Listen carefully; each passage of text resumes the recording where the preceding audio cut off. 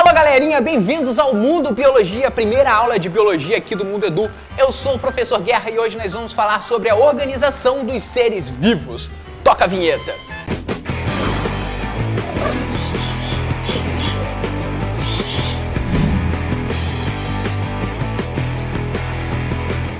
Hoje nós vamos estudar a organização dos seres vivos e nós podemos fazer isso tanto de um ponto de vista mais estrutural quanto de um ponto de vista um pouco mais da sistemática. Quando eu falo de um ponto de vista mais estrutural, eu estou falando do corpo dos organismos, das células deles, da composição química, de como ele é montado. E quando eu falo de um ponto de vista mais sistemático, eu estou falando da organização do conjunto de seres vivos, de toda a biodiversidade, em conjuntos menores que nós podemos estudar mais sistematicamente. Mas já que essas duas formas de pensar são tão diferentes, o que elas estão fazendo aqui na mesma aula? Não sei. Tudo começa com um único organismo, uma única espécie que deu origem a todas as outras, toda a diversidade, e definiu, a partir de sua própria estrutura, como seriam as estruturas, as células e todas as composições químicas dos organismos que nós temos hoje.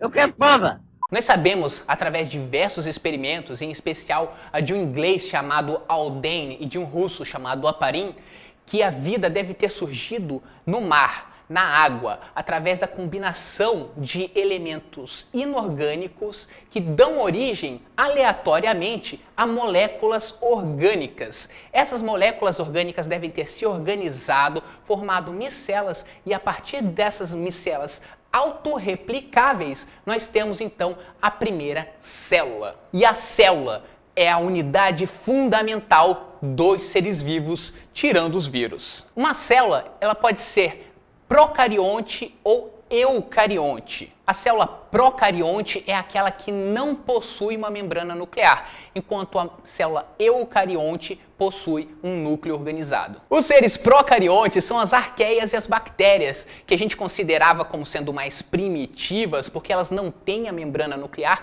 e nenhuma outra organela delimitada por membrana, enquanto os organismos eucariontes somos nós, todos os outros organismos. E uma coisa que só nós eucariontes podemos fazer é organizar as nossas células em tecidos, conjuntos de células com a mesma função, unidas umas às outras. Especialmente nos animais e nos vegetais, nós podemos juntar vários tecidos e fazer uma estrutura ainda maior, mais especializada e mais complexa, chamada órgão. E esses órgãos ainda podem estar unidos entre si, num sistema ou aparelho, e um conjunto de aparelhos formar um indivíduo.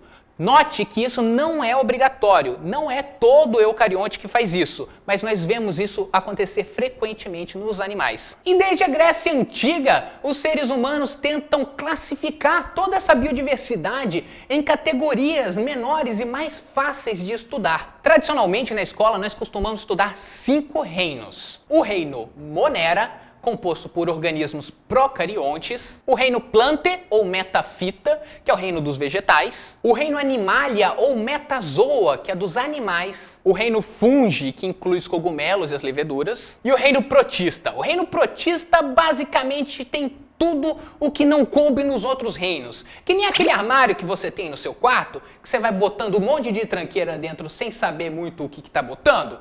Esse é o reino protista. Mas existe uma maneira um pouco mais formal de definir os reinos, com base no número de células e no hábito alimentar dos seres vivos. Quando o organismo tem apenas uma célula, nós dizemos que ele é unicelular. E quando ele tem mais de uma célula, ele é pluri ou multicelular. Ah, mas não era pluri? Não, era multi. É os dois, caramba!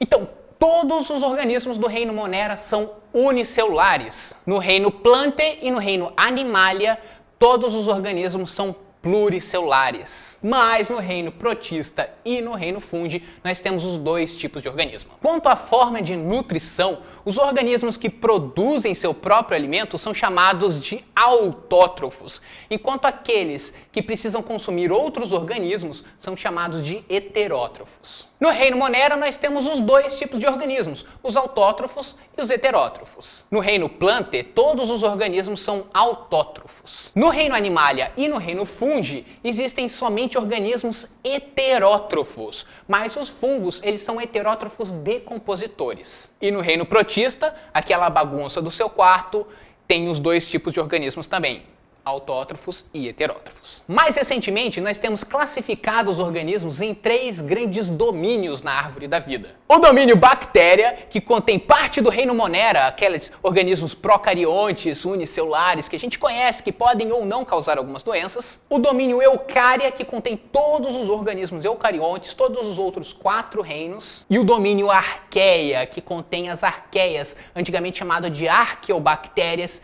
que são organismos procariontes, também fazem parte do reino Monera, mas eles são extremófilos, eles vivem em condições que nenhum outro organismo consegue viver. Então é isso aí, galerinha! Hoje nós vimos como surgiram os seres vivos e como nós organizamos eles do ponto de vista sistemático em reinos e domínios, e como eles são organizados estruturalmente do ponto de vista celular, tecidual e até o ponto de vista nutricional. Eu sou o Professor Guerra, tô com vocês rumo ao topo do Enem, e até a próxima. Quero ver lá curtir, também compartilhar. Curtir o Facebook, se inscrever no canal. Quero ver lá curtir, também compartilhar. Curtir o Facebook, se inscrever no canal.